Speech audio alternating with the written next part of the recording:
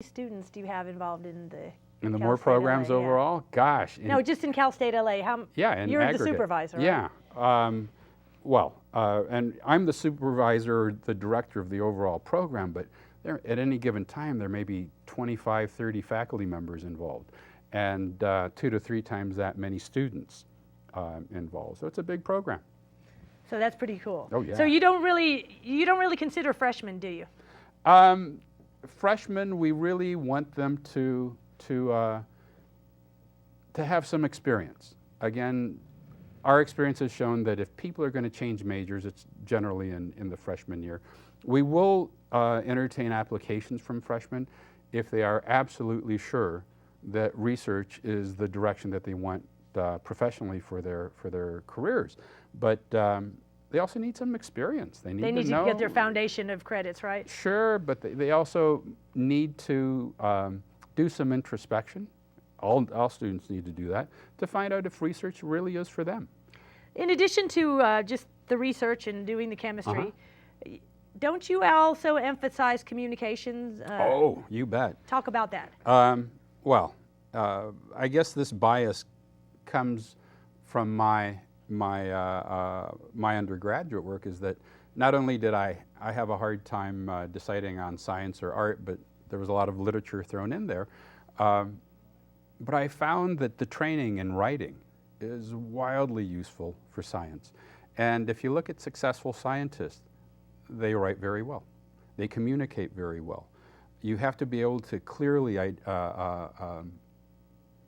pose your questions, whether we're talking about research questions or we're talking about communicating your research results in manuscripts for publication. You have to be able to communicate well. And so, yeah, we have a writing center that supports, a scientific writing center that supports the development of high-level writing skills in our students. If our students do not write exceptionally well, it doesn't matter that they're technically competent. They're going to be, at best, technicians. And we're trying to prepare them to be leaders in their scientific disciplines. So, how important is publishing for a scientist? Oh, that's the way you communicate. It's the coin of the realm. Why do work if you're not going to publish it? What's the point? As soon as you leave the lab, that information would be lost. You might so say, that's how you get your experimental results out there, by publishing? Absolutely. You know, that's what you have to do is you set up studies so that there is a publishable product at the end. Now, there are never guarantees in research that things are going to be worth publishing, but that's the initial goal. You go into a study with the assumption that it will be incorporated into a publication. Do you basically train the students for careers in academia or the industry? Or? We don't specify, although academia is terrific. They have an opportunity to influence an awful lot of folks if they go into academia, but industry also needs very well-trained scientists. You know, we have to think about this globally. We got to keep the society going, and not only going, but excelling. And so we need people to go into everything. We need them to go into research institutes, into academia, into industry. Also wanted to talk about your program for master's degree students. You have a little bit more generous stipend for those. Oh, we sure do. And this depends on the funding levels from the funding agencies. Our master's students are supported anywhere from about $17,000 a year up to wildly generous fellowships from the National Science Foundation at $30,000 a year. And that's just a fellowship for going to school. Yeah. So that's not bad. Yeah, it's terrific. And you know, the NSF is very generous there. But again, the Does that depend on the field at all? Well, in all the areas that the National Science Foundation will support. All the physical sciences, engineering, the life sciences, as long as they're not biomedically oriented, yes. And so we have 12 fellowships at $30,000 a year. That's pretty sweet. And yes, it's more than sweet. And so, but again, there we have huge demands on the students. We're again talking 50 to 60 hours a week minimum, focused on their academics and research. That's the only way that people are going to get good, is by doing Isn't that it a what you lot. have to do anyway when you're writing a thesis? You have to do the research, right? Absolutely. So, But if they don't have the wherewithal to support themselves, a graduate degree or an undergraduate degree can be drawn out over many, many, many years, and so you lose that intellectual coherence.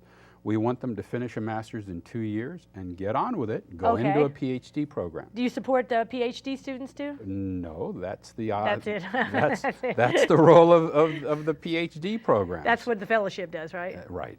And so we, again, the National Science Foundation and the National Institutes of Health is not specifically interested in supporting undergraduates or master's students. They're interested in getting people to the PhD. And that's our commitment. We will get them through the PhD, but success is measured on the other side. How many actually get the PhD? Mm-hmm. And happily, our kids have done really well. So you've had pretty great success with your program, huh? Oh, yeah.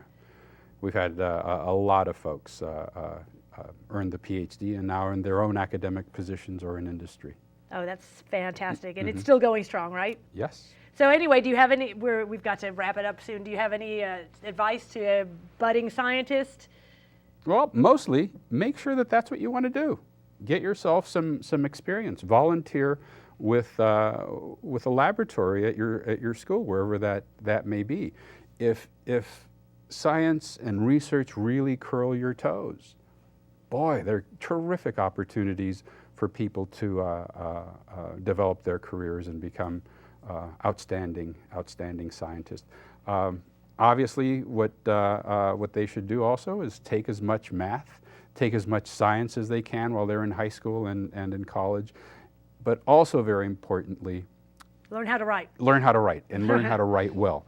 Be critical in everything that they do, and also exercise your creative talents.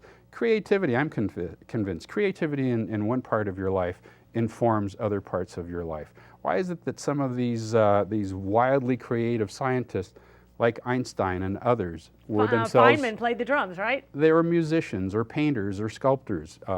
Creative, I think what we're seeing is different expressions of human creativity. And the more creative people are, the more they allow themselves to be creative, the more creative that their ideas and their science will be. And anything, advice to people who want to get involved in the Moore program? Apply. Come by and talk. Come by and talk to me at Cal State LA and see if that's what you want to do. Physical Science Building, is that where you are? Physical Science is 603. Okay. But the Moore Programs Office, that's my own faculty office, the Moore Programs Office is Physical Sciences 510. So Okay. come on by. All right, great. So our guest today was Carlos Gutierrez. Thank you for coming so much. It's been a pleasure. Thank you, Deirdre. And thank you for watching. We'll see you next time, and as usual, God bless. So that's fantastic.